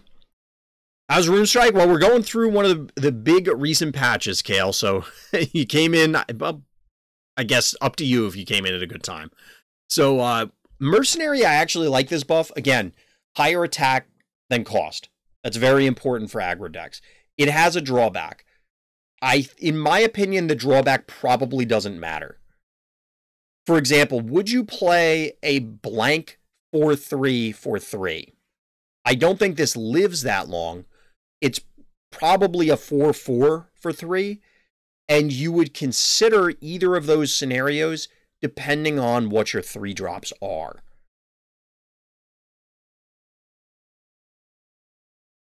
It might be okay. It might be okay. The first thing that comes to mind when you play this card is you want to play it in a mostly minionless deck, but that doesn't quite work here. And it's a rogue. Yeah, the rogue tag is actually potentially relevant. And again, we probably want to revisit the rogue deck since we got a few buffs to that build, just to see if, hey, maybe an aggressive rogue build, excuse me, is a thing that could happen. This basically, like I said, is going to come down to, do you want a 4-3 or 4-4 with no text? Because in an aggressive deck, you're going to play 1 to 2 minions before this dies. And you may end up killing it yourself just because they damage it with something and try and lock you out. You're probably better off advancing your board, depending on the board state, etc., the stage of the game. I can see myself playing Mercenary like this. I don't know how long I would be playing it, as in, I'm sure there will be better cards that are replacing this. I'm not over the moon about Mercenary, but at 3-6, I was never playing it. I'll at least consider it now. So after Mercenary, we have Pixie Queen. It's funny, we were talking about this card earlier. This is yet another card that I don't have the foggiest idea why it was buffed. I think this thing was arguably deserved a stat reduction as it was. So it was previously a 3-5 for 5 that drew you a card via Conjure, buffed that card, and also had a positive keyword in Veil. Now, a negative with Flight. But we got some buffs to other Fae. I don't know what... I guess a Blitz minion? But the problem is that 5 health, it survived Sickle Stalker, it survived Iron Bowl, it survived Mastodon, but it doesn't survive any of those with an Ogma A3 right now with the +3 attack. So, did that get changed in this?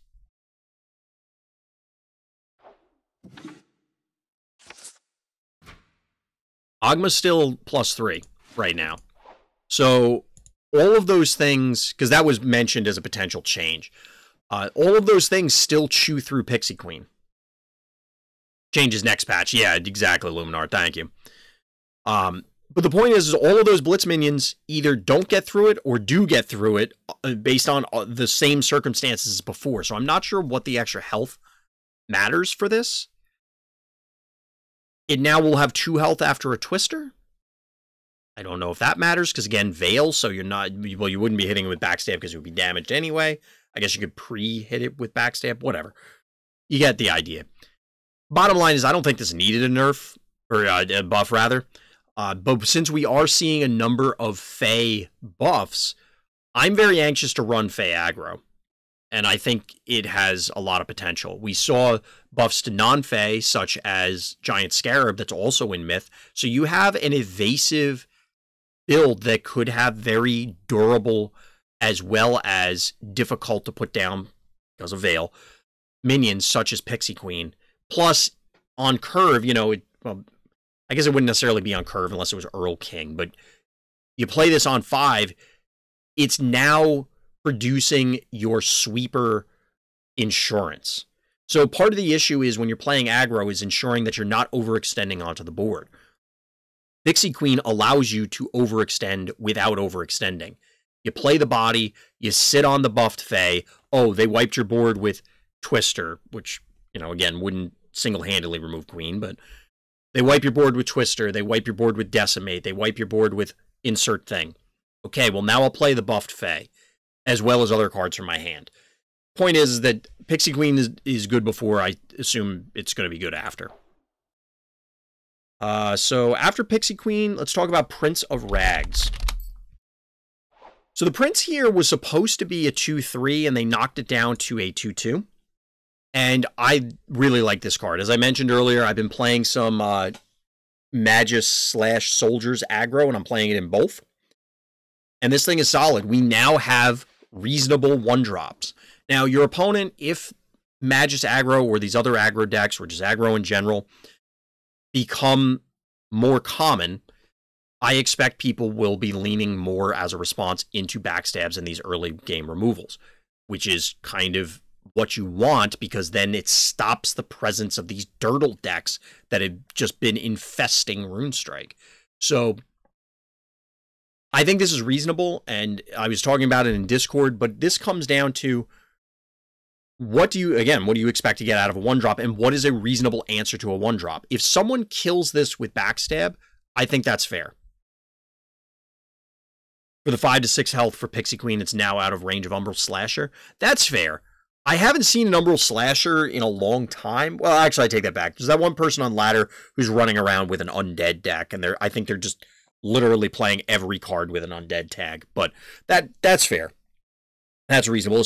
But there's an argument that maybe it should be Umbral Slashable, given that you're producing the card. And that kind of ties back to this, is what is a fair trade that is reasonable, that, okay, I get to play cards. You get to play cards too. But at some point, we can't just both be playing cards and ignoring each other. That's not playing the game. So is it reasonable for Prince of Rags, or in the Pixie Queen example, Pixie Queen, to die to a single card? Well, maybe.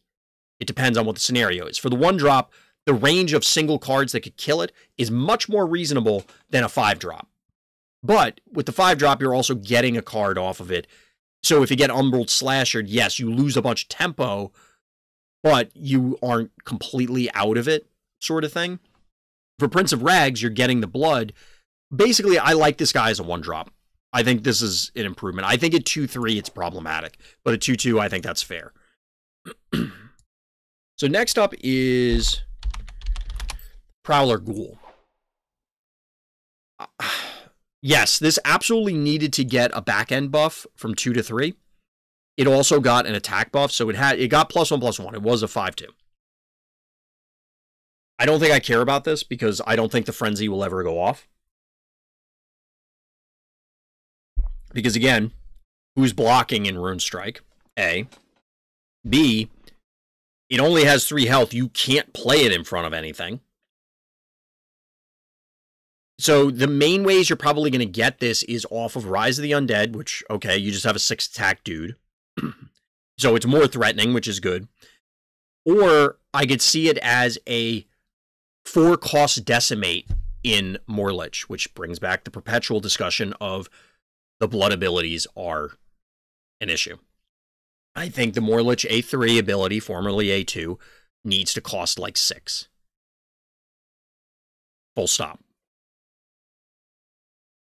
I don't know how else to put it. There's a couple other blood abilities that are in the same boat. I think Morlich is a serious issue.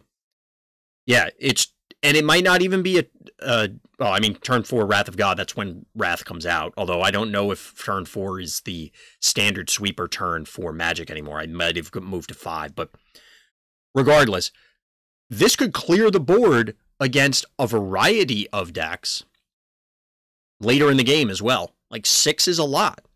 Now, that being said, are you going to run this card strictly so you can sacrifice it to Morlich? Probably not. And if you were, 5 was probably good enough.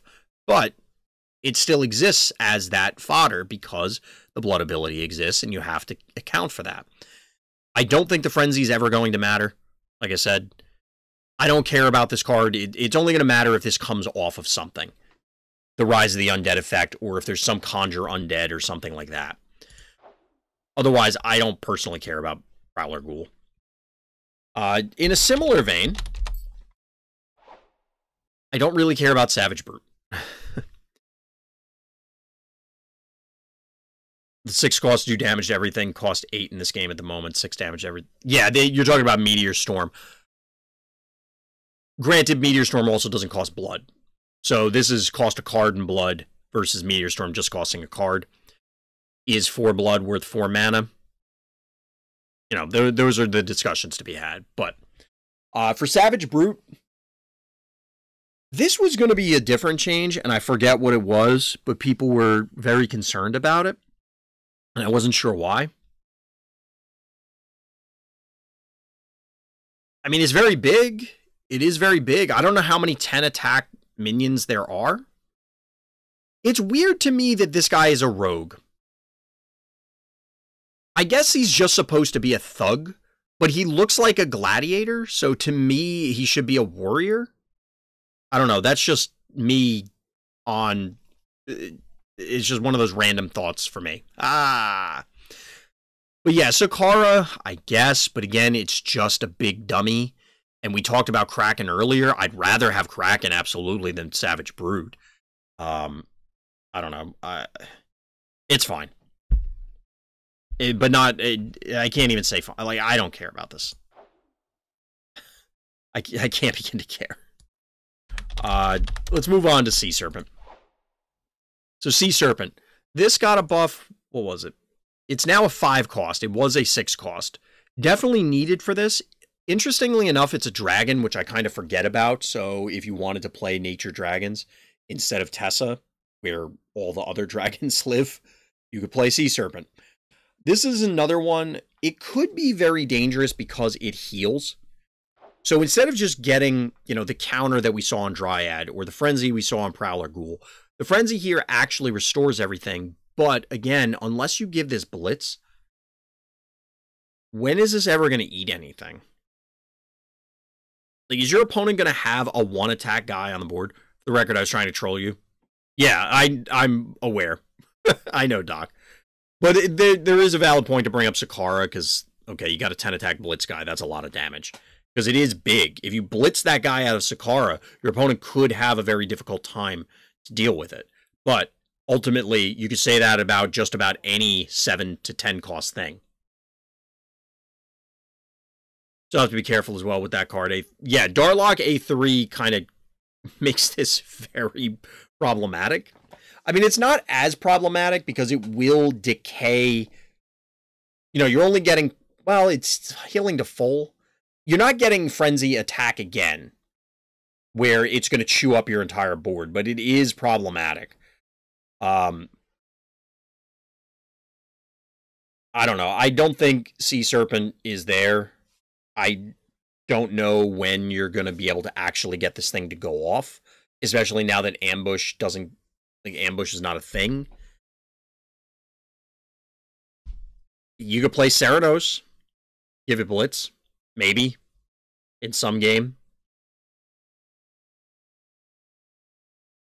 Like, I would play this at 4 cost, because then you just get a 5/5 for 4 with positive abilities. But at 5, I just don't know if that's enough. Like, you could be doing other things at 5. It would never die from Darlock A3. Yeah, I was going to say that it decays fast enough, but you're right, it doesn't. That's why I corrected myself. I don't know. I really want to like this card. It's just, it feels like it's just a 5/5 for 5, and the text box may as well be blank. Because I just don't know how you're activating the Frenzy unless your opponent is already, it feels win more. Unless your opponent's already in such a horrendous position. Yeah, you can't play it in lane 1 against Shadow. Or especially Darlock. Unless your opponent's in already such a terrible position that this seals the deal. But in that case, probably anything could seal the deal. So, like, 4K. I think that's all to say about it.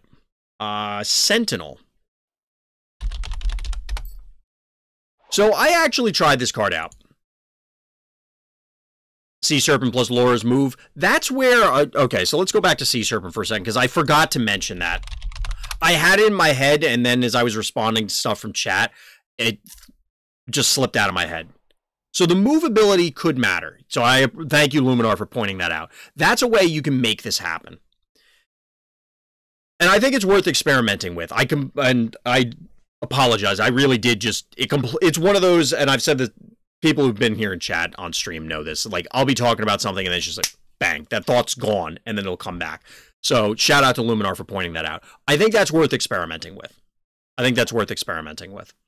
And there's an argument for some of the other ones that, you know, if they fit in Laura, the other cards I was talking about where I'm like, I don't care. Sentinel. Maybe there. It's something to keep in mind. So, Sentinel. I did try this out. It's a soldier. It's still a hoplite because the counter is irrelevant. It just doesn't matter. Now, if this alleged infestation of aggro, if you'd listen to Discord, happens, maybe this will be a thing, because then the aggro, you could block an aggro minion, but you really can't because they're probably just going to buff it and murder this guy. So he's just hoplite that's order. That's relevant because if you run Restore Order, you would not get hoplite where you get Sentinel. Other things may care that it's an in-realm soldier, but other than that, who cares? This guy was previously a 3 cost, so he absolutely needed the buff, but I don't think I care about him. So next up is Shock Mage. It was a 2/2, it's now a 2/4. Unfortunately, I think it still essentially has a blank text box. Now, it arguably has some degree of evasion, so if you want more hoplites, here's another hoplite for you. And I think, so just to take a moment, because I don't know how much there is to say about Shock Mage in particular, but I like the idea that this whole 2/4 for 2 is one of the base stat lines. Like, this is the reasonable basic minion level. And that, I think that that's good to know. Like, just codifying these things unofficially. Like, the developers are not coming out and saying, yeah, 2/4 for 2 is where it's going. Or maybe they have and I missed the comment. But we now have a bunch of 2/4s for 2. Hoplite is, as mentioned earlier when we were talking about Mastodon, the neutral one should be worse than the realms. So it's a 2/4 for 2. Well, we saw the order one, not great. Now we see the chaos one. A little better, but still not spectacular. Text box read dies to things with flight. Why does this die to things with flight? Am I missing something? I'm confused. I don't know if you're trolling me and I'm missing something or what, but for the reach, once again, it isn't reach blocks to flight. No, reach is your thing. Yes, reach is that in other games. It's not here. Vast is the keyword you're thinking of, Doc. Reach is when dealing attack damage. This minion also damages adjacent enemy minions. But the problem is, this doesn't work when you punch face. So again, minion placement. Most people tend to spread out their minions. It's very difficult to get this to go off. So it's really, do you want this thing on curve in an aggro deck? I mean, maybe. With 4 health, again, like, Hoplite is not good, but this survives Backstab, so that's relevant. It survives Sever the Source, also relevant. Could be okay with Ogma A3. I mean, if you Ogma A3, a lot of things look a lot better. A lot of things look better with Ogma A3. I can see this being a curve filler because, like I said, it's pseudo-evasion. Your opponent will never want to block it, and it complicates their blocking scenarios. Not that they're going to want to block to begin with, but just by virtue of disrupting their lane placement, you gain some sort of virtual card advantage. Maybe not a full virtual card, but, you know, you're messing with your opponent. It's arguably respectable body-wise. I'll take it. You know, it's going to come down to, again, can you find the room to do this? In the deck list, that is. So next up is Stormfury Mage. This card should not have been buffed. I'm just going to say that. Well, with Crazed moving to 5, you're looking for another 2 in Chaos to fill that. Yeah, we talked earlier about Deranged Masochist. I don't know offhand what other 2s, because it was just so obvious that you run Crazed. So I haven't really looked at it. It might be okay.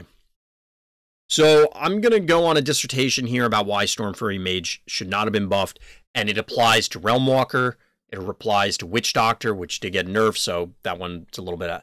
Any of the quote-unquote engine cards, whether they generate the engine or they are, I don't know, pick a different car pipe. I was going to say the tailpipe, but I don't think that really applies. Like, the other ones are the gas tank, and then this is the actual engine. I don't know. This analogy is not working, but it's part of the combo. They are only ever going to get played, and I take that back. They will get played outside of combo decks. We've seen Realmwalker, we've seen Stormfury Mage, we've seen whatever the myth Stormfury Mage is, that sort of thing. Yeah, exactly, Doc. They get played outside of combo, but realistically, and this goes for all cards, you need, and I talked about it a little bit earlier, you need to consider cards in where they're going to be optimally played. The best place to play these sort of things is you want to play them in combos. That's where you play them. You don't, like, you just do your thing, you go off, and you end the game. Getting incremental card advantage is, or incremental damage, especially when it's random here, is just flatly worse. It's worse. Would you rather win the game, or would you rather possibly win the game by occasionally accruing value over the course of a game? You'd rather just win the game. Now, the game in question, Runestrike or otherwise, could be structured in such a way that the meta encourages that incremental advantage, and that's fine. But odds are, these cards are only going to be played when they're abused. So, to me, all of them should be costed and statted as though they will only ever be abused. Like, this thing should be, to me, should have like 2 health. It's either going to be dropped on the turn that you go off, and then you just end it, in which case their health is probably irrelevant. You know, it could have 1 health. It could have 1,000 health. It doesn't matter. Your opponent's dead. Or you have it low enough so that your opponent can actually, like, you play it preemptively. You don't protect it with Veil, Protected, whatever. They have a turn to actually kill it. Got a buff, arguably still worse than Spellslinger. Yeah, the randomness obviously makes it worse, but I think the only time that this is realistically going to get played is in those combo decks because you can't control it because of all these other factors. So it should be designed around the fact that that's where it's going to exist, in my opinion. If they're going to take it, they being the developers, are going to take an active hand in just preemptively crushing any loop combo deck, you know, the Salen one, arguably the Evangelist ones, both the old ones, the new ones, and we've seen evidence that they're doing that. If they're careful about it, then fine. Make this thing your mid-rangey card advantage engine where you get rewarded for playing spells here and there, and you can, you know, you manage the variance. Like, that's fine. But I don't think those cards, these sort of things, ever end up that way. I think they ultimately always end up, whenever you have a whenever or an if, any of these triggers, My first thought is combo, and every time cards are released, I'm looking to see is there a way to break Stormfury Mage now? Maybe there is right now. Maybe you can just port the Vangelist thing, since it's going to get nerfed, to this and play Stormfury Mage. I don't know. I mean, that's what the old Vangelist combos were doing with the Myth version of this, right? I mean, they had other burn, but I don't know. It obviously becomes more challenging because they could target things on your opponent's board, but still. Terms used in programming loops and text boxes are surefire combo parts. Yep. And that's why I harped on, I think it needs to be treated like this is a combo part. If you can find another use for it, great. But we're going to assume that it's always a combo part. So next up is Summoner. So this is another nerf. It went from a 1/8 to a 1/6. I understand why this card got nerfed. I don't think that it necessarily needed to. It absolutely could take over a game. It absolutely could take over a game. I rarely saw it do that. And I don't own it, so I haven't played as it. I could definitely see, you know, like your Emrys builds, other ones. This could absolutely take over a game. I'm fine with it getting nerfed. Like, I don't see an issue with it. I think there are other things I would have put on the list long before this, but it's fine. Like, I don't have a problem with this change.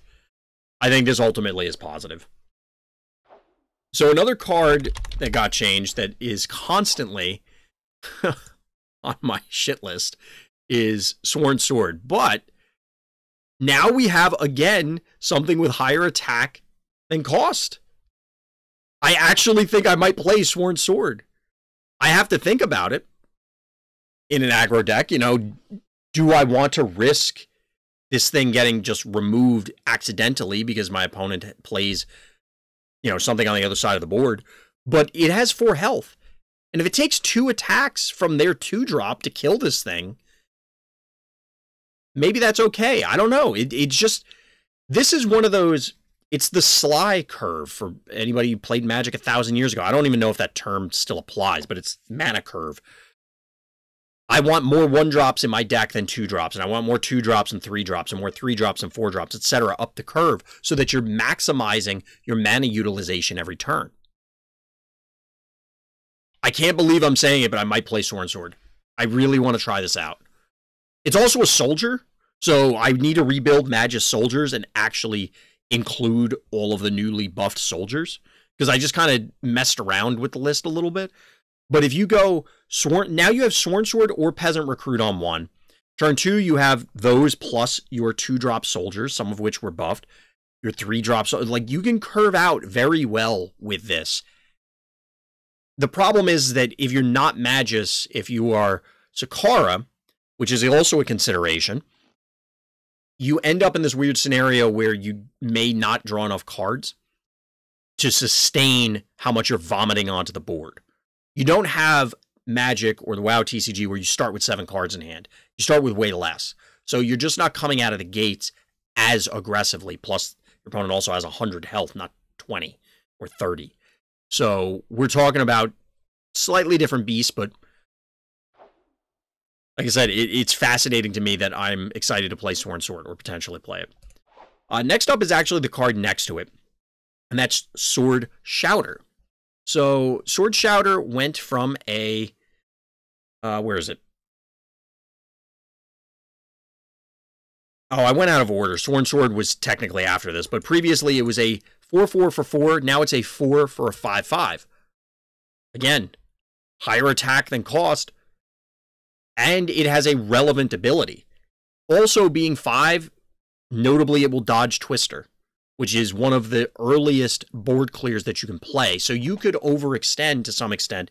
You know, you curve out 1, 2, 3, 4, play this on 4. Granted, it's a couple turns before Twister, but you could still keep a body on the board when your opponent goes to clear the board, thereby allowing you to not have to rebuild as much. It's a combat trick. Like, I really like this.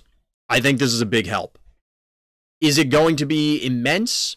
Maybe not, but it's worth it. Notably, it's also now buffed for Brienne's A3.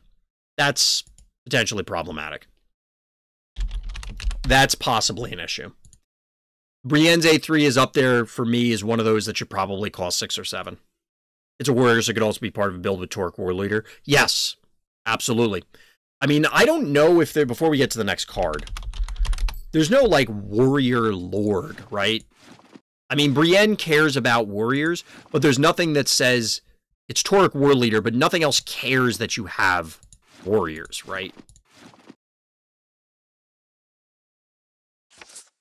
I don't think so. I scrolled through it kind of quickly, so maybe I missed something, but regardless, let's talk about Vestal Virgin. So she went from a 1-1 to a 1-3. I don't care. I'm not playing this card. You shouldn't either. Like, there's no reason to. This is better, of course, off of the priest generating cards, but I don't know why you're playing this.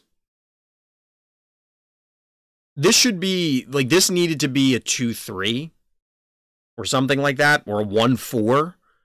If you wanted a defensive 1-drop, I think it needed to be a 1-4.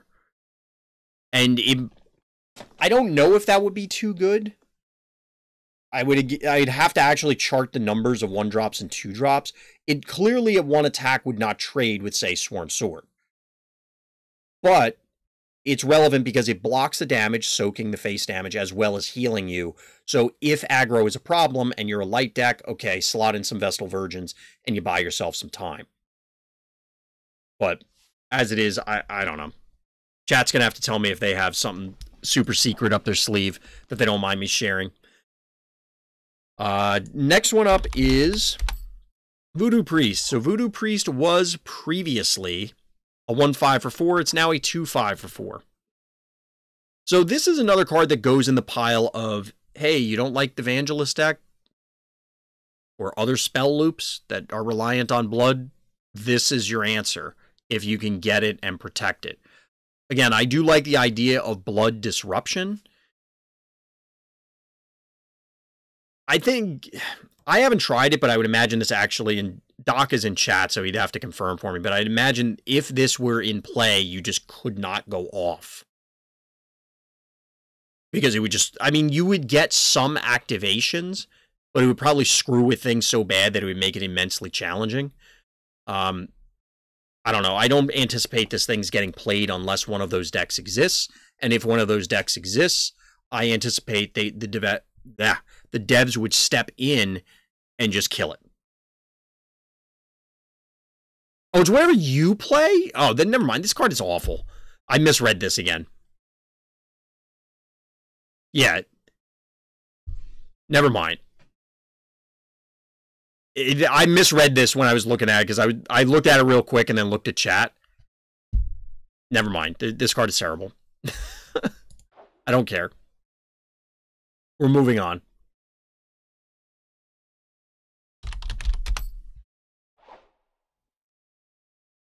Whispering Imp went from a 1-1 to a 2-2. Remember when I was talking about Fey aggro? Yeah, this is...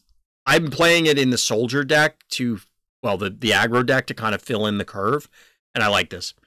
Doom Knight already does what you're thinking of. Well, Doom Knight, is it when you play any card? And it also comes down really late. Yeah, it comes down too late, I think. Or from what people are saying. I don't know how consistent the deck goes off on 6. Or 7, for that matter. We can tackle that later. Yeah, I kind of conflated Doom Knight with this. And to be honest... Hold on. Just because it's going to bother me. Whenever your opponent plays a rune. So, Doom Knight... Like, you could have Witch Doctor be the identical card, but only be for spells. And just have it be a weaker body, a lower cost. And I think that would be reasonable. It's just, I don't know, whatever. But I just bounce it. Well, that's why it matters. Do they have redundancy if they have the 2 effects, etc. That's not what the card does, so it doesn't matter. Next up is Whispering Imp. Or we're on Whispering Imp as Evangelist counter cores. Just say, yeah, exactly, Luminar. Exactly. I like this thing. Like, this is really good. Be on the lookout for Fey aggro. So here's one that people may care about. But probably not. As you may have noticed, the Evangelist deck is still alive until the next patch. And we'll see how it does then. But Witch Doctor went from a 1/6 to a 1/5.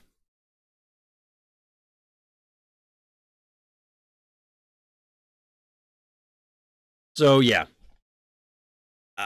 Doctor can correct me, but this seems irrelevant. Again, I didn't even notice it was a 1/5. Well, there you go. There's your answer.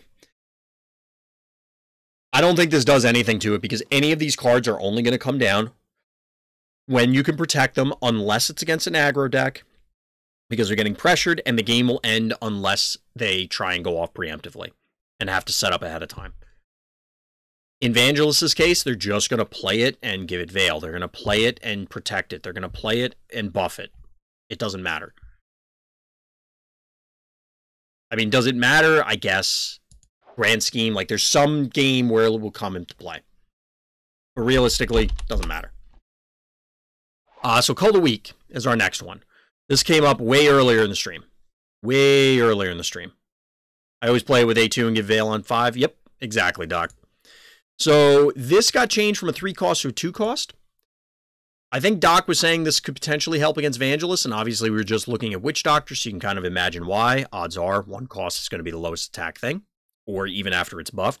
So notably, it's just looking for the lowest, so even if they start going nuts, you will still be able to tag one of them and just remove it. I don't know that it going from 2 to 3 matters. I think this is another one in the vein of if you were playing it before, you're playing it now.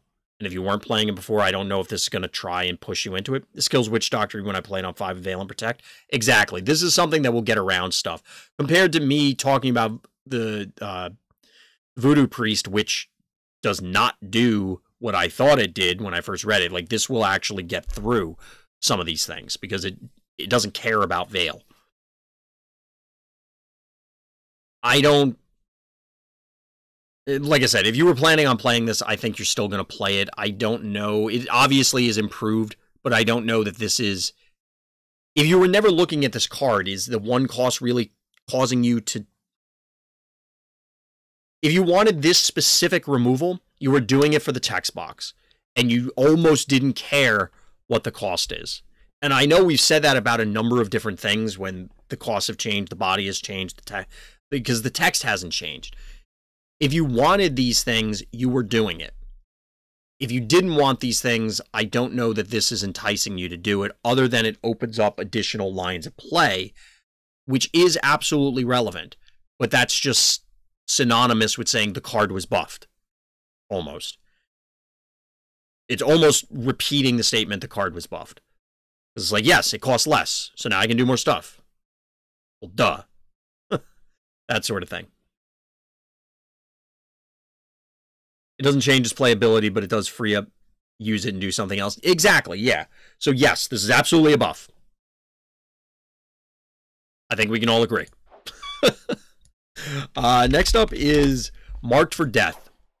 So Marked for Death went from 4 cost to 3 cost. I think this is notable for the same reason that we were talking about Shock Mage's body on a 2-drop. That now, instead of it costing 4 to remove something, now 3 is the target cost. Again, the text didn't change. I occasionally see people run this.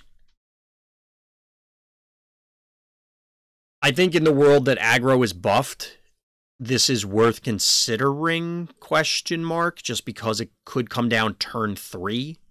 So they played that Furies instead of playing it on 4. Now you mark it on 3. Like, they play it, you immediately mark it instead of it getting a hit in and then ultimately getting 2 hits in. Is that important enough to make you play it?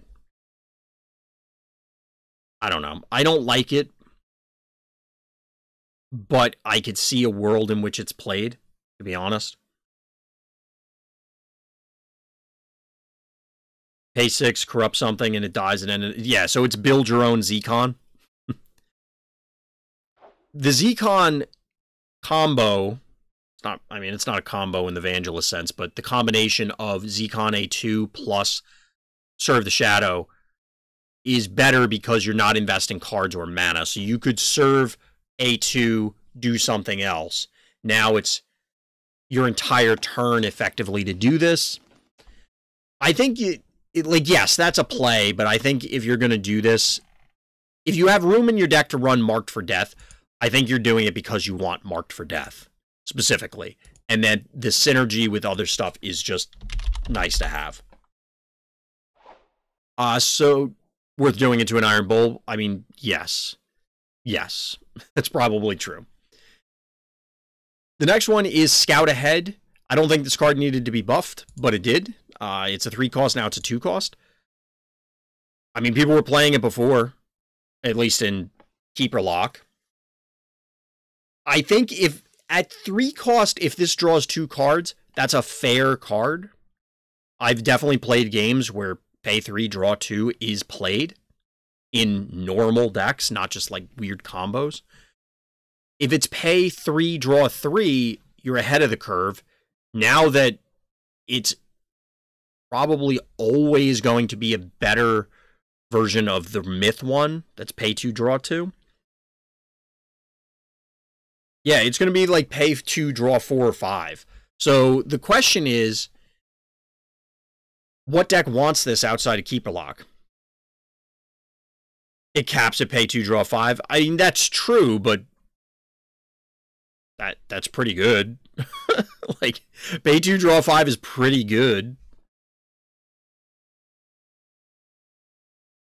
Yes, that's also true, Doc. In the Keeper Lock deck, you can play this on the same turn you play Avenging Angel now. So, again, this is similar to the last one. It's now just opening up additional lines of play for what you can do. I don't know that that was really necessary. I've seen better. Well, yeah, there's of course better. I mean, Crazed Alchemist could do that. The old Alchemist, that is. But I think this is still a pretty good turn if you do this. With either whether it's the Avenging Angel thing or something else. Honestly, I would just play. I wouldn't wait for the I'm hitting the nuts, quote unquote, with 5. I would just play it as pay 2, draw 3, and it's good. Well, that's good enough for me if I'm playing this card. So the last change here is Treason got a buff. It went from 3 to 2. This is probably warranted. This is probably warranted because at 3, it's very awkward. It's still very awkward to use because your opponent has to play into it. Now, I'll be honest, I get hit by Treason all the time from opponents. But ultimately, it's just a removal card. It's one that you could play around, like I was saying, but most of the time when I get hit, it's because, you know, I'm left with a weird board state after a board clear. You know, these 2 things survive, so I end up, and they were in lanes 2 and 4, so I have to play things next to it, and then whatever, you know, odd scenarios happen. And this is fine. I think this is reasonable. And I kind of like this. So I think we're okay with that particular change. The rest of the changes, which I'm not going to be going over, are potentially subject to change, but are unlikely to change. I'm just going to wait until they actually go in client, which should happen with the next patch. And we'll play it by ear from there. We'll see how things go. I'm excited about a lot of them, to be honest. And I think some of the other ones that are in here are more necessary than the ones we saw tonight. But overall, talking about this patch, overall thoughts on this patch. I think they're all, well, maybe not all, but the vast majority, verging on all of them, are positive changes and not in, well, we got a bunch of buffs, so yes, they are positive changes. I think they are healthy changes that will move the game in a positive direction. I think pushing aggro is absolutely necessary. We talked about it a little bit, but the fact of the matter is aggro is not very good in Runestrike, or was not. It's getting a big kick in the ass with this patch, and will get additional help with the future patches. I think there's a lot of positive reasons why aggro needs to get buffed, and maybe even deserve some further ones beyond this. But there are other changes that I think could be warranted. There were a number in this patch and a couple in the next one, or proposed ones in the next one, that are head scratchers to me in the sense that, okay, yes, this is good, but who was asking for this? I mean, there's somebody always asking for buffs to all this stuff, but it just seemed unnecessary. Unless it's, and this is one of the things to consider when we're going through this stuff, and I mentioned in other patch reviews, we don't know what's coming down the pipe. We don't know what the next season brings. We don't know what 2 seasons from now, 5 seasons from now are going to bring. And these are potentially seed changes. It's not significantly different than a seed card in a given set that is preparing for changes down the line. So, like I said, overall, I really like a lot of these changes. I think that they are moving the game in a healthy direction. And I think that there's a lot of things that make me want to experiment with the cards that were changed, or that they brought a build to mind, or, you know, there's cool stuff happening. And I feel I can give this patch a thumbs up. I'm not concerned about, oh, well, you know, this is the death knell of the game kind of thing, which people love to say. Like, no, this is helping the game in a meaningful way to me. More combos to play is what they bring. I mean, there might be something. We're going to keep our eyes out for it, which is something that I need to think about for some of these changes. I don't notice anything immediately that screams, and that's part of the reason why I was saying that it's not, you know, this is a death knell for the game or something like that. It's not. This is a good thing, the things that are happening. So I don't know exactly what the next nasty combo deck will be. We'll have to see if there is one. But at least for this YouTube video, that's going to do it for now. So as always, everybody, thank you for listening. Thank you for watching. And Black Lives Matter.